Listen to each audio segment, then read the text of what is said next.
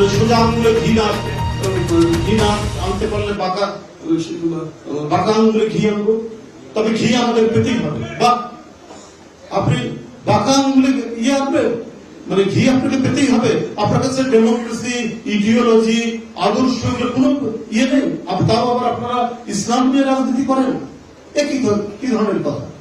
এবং গুরুত্বপূর্ণ নেতা আপনি একটি দলের, ইসলামের আদর্শবোধ অত্যন্ত প্রখর, সেই রাজনীতি করে, ইসলামের নাম নিয়ে রাজনীতি করে বলছেন সোজা আঙ্গুলে ঘি না আসলে বাঁকা করবো এবং ঘি আমাদের পেতেই হবে।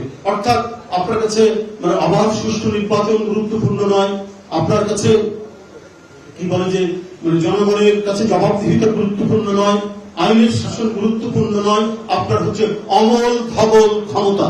এবং ক্ষমতাটা যে প্রক্রিয়াই হোক না কেন,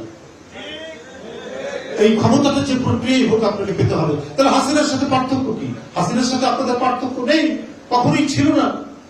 আমরা আপাত দৃষ্টিতে দেখি আওয়ামী লীগ তারা প্রচন্ড সমালোচনা করে সেই ইসলামপন্থী রাজনৈতিক দলগুলোকে, কিন্তু কার্যত আমরা দেখেছি প্রত্যেকটি ক্ষেত্রে তারা তাদের সাথেই মিলে গেছে। আপনার কি বলে যে 86 সালে দেখেন শেখ হাসিনার সাথে চলে গেল তারা সাথে নির্বাচন, অথচ তারা ইসলামপন্থী দল, ইসলামে তো অঙ্গীকার, ওয়াদা, কমিটমেন্ট অত্যন্ত গুরুত্বপূর্ণ বিষয়, সেই কমিটমেন্টকে অগ্রাহ্য করে হাসিনার সাথে নির্বাচনে চলে গেল। আবার 2005 সালে কি বলে যে আন্দোলন শুরু করলো, কি বলে 95 তো তত্ত্বাবধায়ক সরকার শুরু করলো।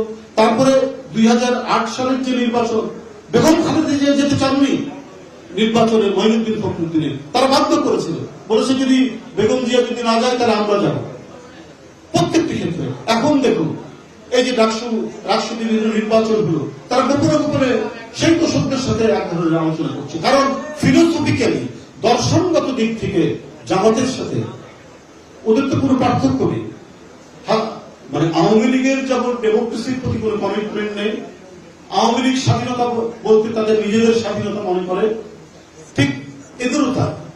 এই কারণে তাদের আপাত দৃষ্টিতে বলা হয় তারা অত্যন্ত বিপরীত ধর্মী দুইটি